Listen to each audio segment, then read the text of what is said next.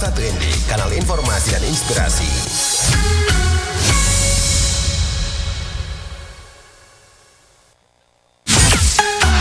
Kanal informasi dan inspirasi.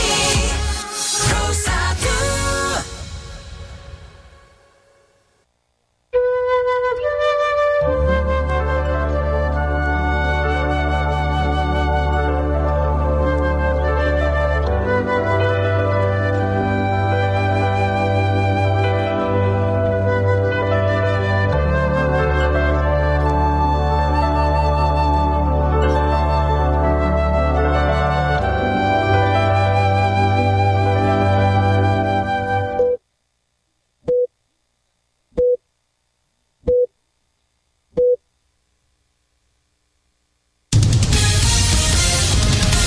Pukul 6 waktu Indonesia Tengah, Radio Republik Indonesia ND menghadirkan Warta Berita.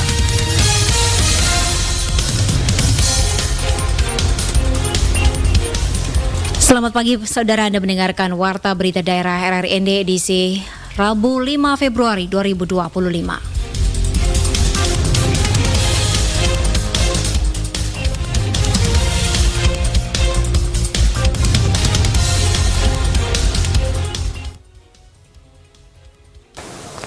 Sari berita, bangunan SDK Doreng di Kabupaten Sika rusak parah, guru dan siswa minta perhatian pemerintah.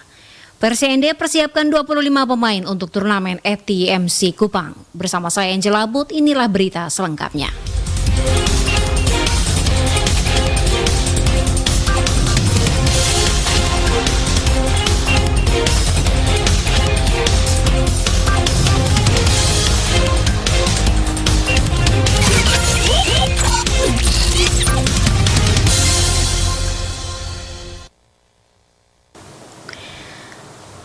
Tidak junjung diperbaiki ruangan kelas SDK Doreng di Kecamatan Doreng tempat siswa belajar rusak parah. Guru dan siswa meminta perhatian pemerintah. Selengkapnya Ferry Soo melaporkan.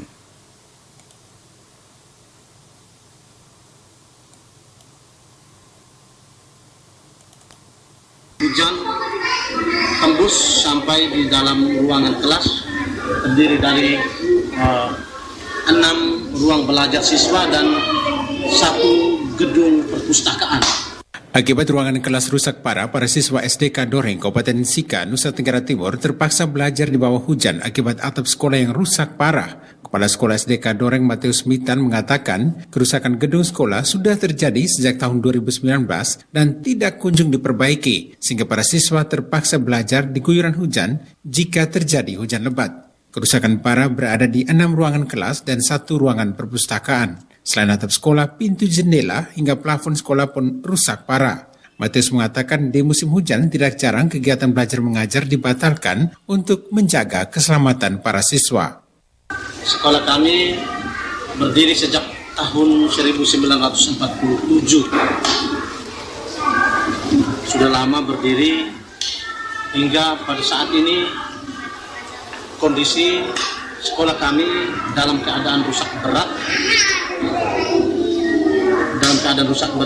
Pagi hari ini sementara hujan, sehingga akibat dari hujan ini bisa mengganggu kegiatan belajar mengajar di sekolah kami. Hujan tembus sampai di dalam ruangan kelas, terdiri dari 6 ruang belajar siswa dan 1 gedung perpustakaan. SDK Doreng sendiri berdiri sejak 1947 di bawah naungan Yayasan Persekolahan Umat Katolik Keuskupan Maumere dan saat ini masih dalam keadaan rusak berat. Kepala Sekolah Matius Mitan berharap agar Dinas Pendidikan Kabupaten Sika dapat meninjau langsung kondisi gedung sekolah agar bisa segera diperbaiki. RRI ND Ferry Soo melaporkan. Warga Kota Bajawa, Kabupaten Ngada masih mengalami krisis air bersih setelah longsor menimbun jaringan perpipaan di sumber air Muku Foka. Untuk mengatasi kondisi ini, pemerintah daerah bersama DPRD Ngada mengerahkan mobil tangki air guna menyuplai kebutuhan warga.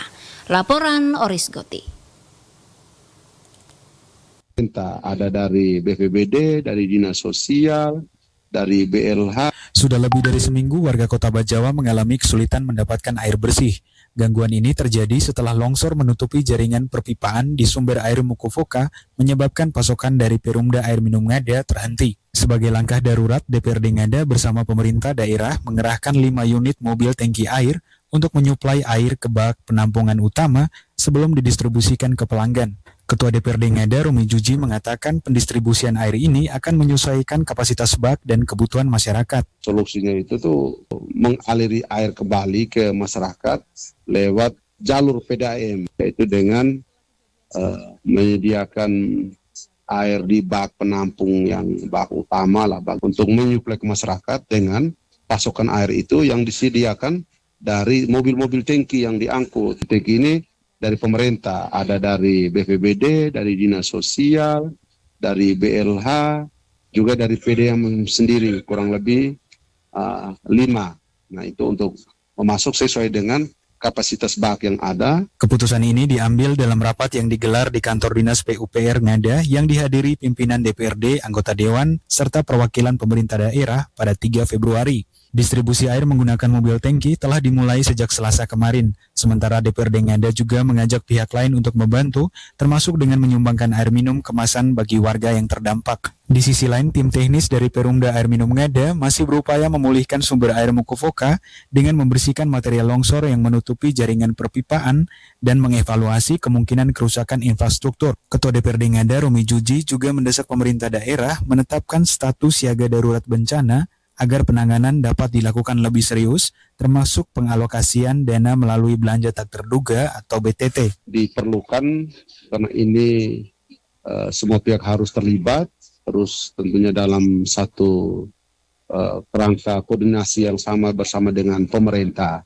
Nah, tentunya ini dianggap bencana. Nah, kalau dianggap bencana harus ada keputusan dari Bupati untuk mengatakan bahwa ini ada kondisi bencana, sehingga penanganannya harus secara serius, termasuk dengan pembiayaan untuk kita gunakan dari APBD. Pasca peninjauan langsung ke lokasi sumber air Mukofoka, DPRD Ngada menilai krisis air ini harus menjadi perhatian serius agar tidak berkepanjangan. Dari Ngada, RRI ND, Oris Goti melaporkan.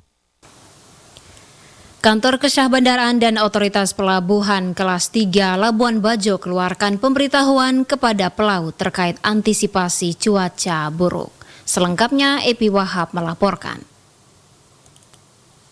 Kemudian sebagai antisipasinya sekarang kita sudah mengeluarkan notice to mariner yang berisi bahwa pada tanggal 1 sampai 8 Februari kita hanya mengeluarkan surat persetujuan pelayar untuk ke Pulau Rinca. Kemudian untuk kapal-kapal tipe open deck dilarang berlayar dahulu sampai cuaca membaik. Melihat kondisi cuaca yang sedang buruk saat ini, Kantor Kesyah Bandaraan dan Otoritas Pelabuhan atau KSOP Kelas 3 Labuan Bajo mengeluarkan notice to marine atau NTM kepada kapal-kapal yang berlayar di perairan Labuan Bajo dan Taman Nasional Komodo atau TNK terkait kewaspadaan terhadap potensi gelombang tinggi. NTM ini berlaku pada 1 hingga 8 Februari 2025. Hal ini dikatakan langsung Kepala KSOP Kelas 3 Labuan Bajo Stefanus Risdianto kepada media. Kemudian sebagai antisipasinya sekarang kita sudah mengeluarkan notice to mariner yang berisi bahwa pada tanggal 1 sampai 8 Februari kita hanya mengeluarkan surat persetujuan pelayar untuk ke Pulau Rinca. Kemudian untuk kapal-kapal tipe open deck dilarang berlayar dahulu sampai cuaca membaik. Hal ini kita lakukan demi keamanan, keselamatan dan kenyamanan penumpang wisata. Jadi kami harap seluruh pelaku wisata di Labuan Bajo mentaati himbauan notice to mariner kami ini. Dia juga menyampaikan hal ini berdasarkan perakiran cuaca yang dikeluarkan BMKG dikarenakan adanya siklon tropis yang cukup tinggi di sisi laut selatan yang mengakibatkan angin kuat, gelombang dan arus meningkat cukup signifikan. Adapun hal ini juga untuk memastikan keamanan, keselamatan serta kenyamanan penumpang wisata dan awak kapal. Mengingat cuaca buruk yang sedang melanda hampir seluruh wilayah di Indonesia, tidak terkecuali di wilayah Kabupaten Manggarai Barat, Nusa Tenggara Timur. Hal ini kita lakukan demi keamanan, keselamatan dan kenyamanan penumpang wisata. Jadi kami harap seluruh pelaku wisata di Labuan Bajo mentaati himbauan Notice to Mariner kami ini. Diketahui sebelumnya pada 30 Januari 2025 telah terjadi insiden di mana sebuah perahu ketinting milik nelayan di Labuan Bajo tenggelam akibat gelombang tinggi. Korban dan perahu berhasil dievakuasi tim tanggap darurat pelabuhan dengan aman dan selamat. Lalu sebuah insiden serupa kembali terjadi pada 31 Januari 2025 di mana sebuah kapal penumpang wisata KM Persle Jalasena yang sudah tidak beroperasi sejak 2024 akibat kerusakan mesin, diketahui tali mooring bagian haluan kapal putus sehingga kapal hanyut dan terhempas ke pinggir pantai lalu tenggelam setelah membentur sebuah dermaga apung. Berkaca dari dua insiden tersebut, diharapkan nelayan maupun kapal-kapal wisata dapat menaati setiap peringatan yang diberikan pihaknya maupun pihak terkait untuk mencegah terjadinya insiden yang tidak diinginkan. Dari Labuan Bajo, Epi Wahab melaporkan. Anda sedang mendengarkan Warta Berita RRI ND.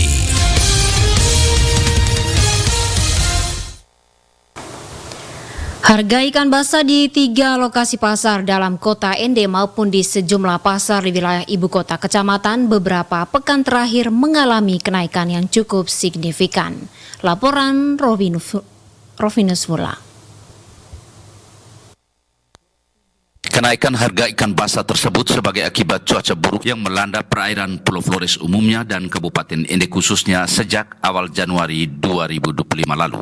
Abdul Hamid, salah satu pedagang ikan basah di Pasar Mbogawani Ende kepada RRI pada Senin 3 Februari 2025 mengatakan saat ini pasokan ikan menurun menyebabkan harga beberapa jenis ikan lokal mengalami kenaikan. Meskipun stoknya masih tersedia, kondisi ini sudah mulai dirasakan oleh para pedagang maupun pembeli sejak akhir Desember 2024 lalu. Ia menjelaskan bahwa kenaikan harga ikan basah karena pasokan ikan dari para nelayan sangat terbatas sebagai akibat cuaca buruk melanda wilayah perairan Kabupaten Ende dan para nelayan enggan turun melaut. Harga ikan itu karena pengaruh cuaca juga, situasi keadaan pasar laut agak ini, jadi ikan naik, jadi kami tidak kasih naik sembarang. Tergantung cuaca situasi ini. Jadi ikan sementara kami ambil dari luar, dari Lemak Umere, Larantuka. Paling ikan-ikan kecil saja yang di sini, ikan asli di sini. Kalau ikan dari luar, dari cengkalang, ekor kuning harus dari luar karena mereka di sana kan punya besar semua. Armadanya besar, jadi bisa mencari di luar. Di sini armada kecil semua. Ini sudah berapa lama kejadian? Sudah mau 2 bulan ini, sehabis tahun baru. Selepas tahun baru, 1 bulan lebih lah.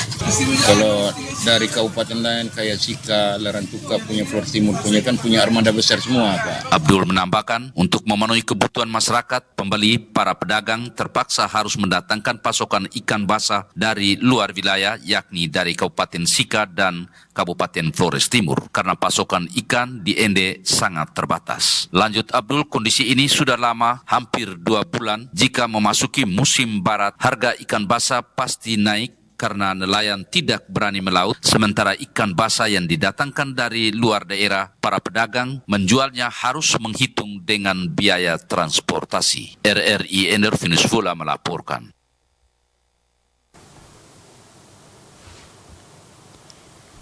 Menjawabi keluhan masyarakat dan dalam rangka mendukung program 100 Hari Kerja Bupati dan Wakil Bupati Ende terpilih, Satpol PP bersama tim gabungan gelar operasi penertiban di Pasar Mbogawani Ende. Laporan Nikolaus Makumeli. Kegiatan hari ini merupakan hari kedua penertiban PKL yang berjualan tidak pada tempatnya. Dan ini sesuai dengan Perda nomor 3 tahun 2005 yang sudah mengatur bahwa PKL berjualan pada tempat yang sudah disiapkan, yaitu ada berada dalam pasar. Satuan Polisi Pamong Praja Satpol PP Kabupaten Ende bersama tim gabungan TNI dan Polri melakukan penertiban terhadap pedagang yang berjualan di lokasi yang tidak semestinya di Pasar Mbogawani Ende. Kepala Satpol PP Kabupaten Ende, Emmanuel Taji kepada RRI Selasa 4 Februari di lokasi Pasar Mbogawani Ende menjelaskan bahwa penertiban tersebut merupakan rutinitas dan dalam rangka mendukung 100 hari kerja Bupati dan Wakil Bupati Ende terpilih di mana sebelumnya telah didahului melalui himbauan-himbauan sesuai dengan Perda nomor 3 tahun 2005 yang mengatur para pedagang untuk berjualan di tempat yang telah disediakan. Selain itu, penertiban dilakukan untuk memberikan rasa aman dan nyaman bagi pengunjung pasar serta menjaga ketertiban umum. Kegiatan ini yang pertama merupakan kegiatan rutin, yang kedua dalam rangka mendukung 100 hari kerjanya Bapak Bupati yang baru. Ya. Kemudian kegiatan ini kami sudah lakukan melalui tahapan yaitu himbauan yang kami lakukan selama 1 bulan. Kami bersama OPD terkait yaitu Perindak, kemudian Perhubungan dan juga Babin Kantipmas, Babinsa yang ada di Kecamatan Kelurahan. Dan setelah kami melakukan selama himbauan selama 1 bulan, kegiatan hari ini merupakan hari kedua penertiban PKL yang berjualan tidak pada tempatnya. Dan ini sesuai dengan Perda nomor 3 tahun 2005 yang sudah mengatur bahwa PKL berjualan pada tempat yang sudah disiapkan, yaitu berada dalam pasar. Dari itu, ketika mereka berjual di pinggir jalan dan sehingga kita melakukan penertiban. Ditambahkan Eman Taji, penertiban dilakukan karena banyak pedagang yang berjualan di luar area yang telah disediakan oleh pemerintah setempat, di mana hal tersebut menyebabkan gangguan terhadap lalu lintas dan kebersihan lingkungan di sekitar pasar dan kawasan pertokoan. Dijelaskan Eman Taji, dalam operasi tersebut, petugas menertibkan pedagang yang berjualan di pinggir jalan dan area yang semestinya tidak digunakan untuk berdagang, serta memberikan himbauan kepada pedagang untuk mematuhi aturan yang telah ditetapkan oleh pemerintah. Kemudian himbauan kami kepada masyarakat, yang pertama kepada para pedagang PKL yang selama ini menempati pasar Bogowani supaya dapat menempati kembali area yang sudah ditentukan di dalam, sehingga tidak lagi kucing-kucingan dengan kami sebagai petugas yang melakukan penertiban. Dirinya berharap para pedagang untuk menempati kembali lapak yang telah disediakan agar aktivitas perdagangan dapat berjalan dengan tertib dan lancar tanpa mengganggu ketertiban umum. RRI Ende, Nikolaus Makumeli melaporkan. Sebanyak 50 pemain dari 21 kecamatan telah menjalani latihan intensif selama seminggu di lapangan Pancasila ND. Para pemain ini meski sebagian besar adalah mantan pemain sepak bola menunjukkan kebugaran yang luar biasa dalam sesi latihan fisik. Persiapan fisik yang matang diharapkan dapat meningkatkan perform tim dalam turnamen ATMC di Kupang pada Maret mendatang. Laporan Suimam.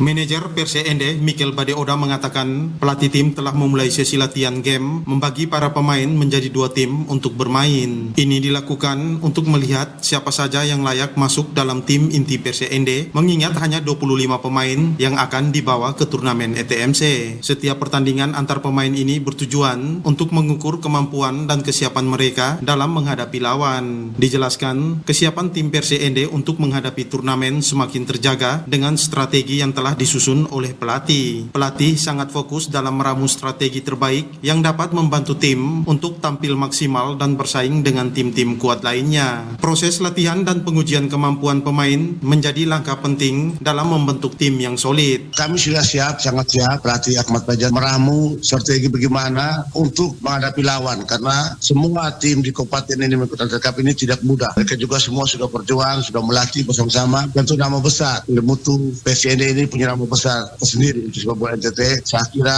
timnya juga segan terhadap PCND. Dan saya sangat yakin dan percaya bahwa pemain yang ada ini bisa mengantar nama baik Kabupaten ND. Mikel Bade Oda menambahkan tim Persija ND berkomitmen untuk membawa nama baik Kabupaten ND dalam turnamen ETMC.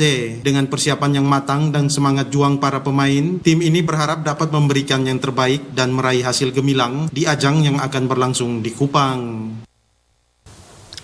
Pendengar RRI, demikian kami sampaikan Warta Berita Pagi edisi Rabu 5 Februari 2025. Saya Angela Bud mewakili kerabat kerja yang bertugas mengucapkan selamat pagi, selamat beraktivitas.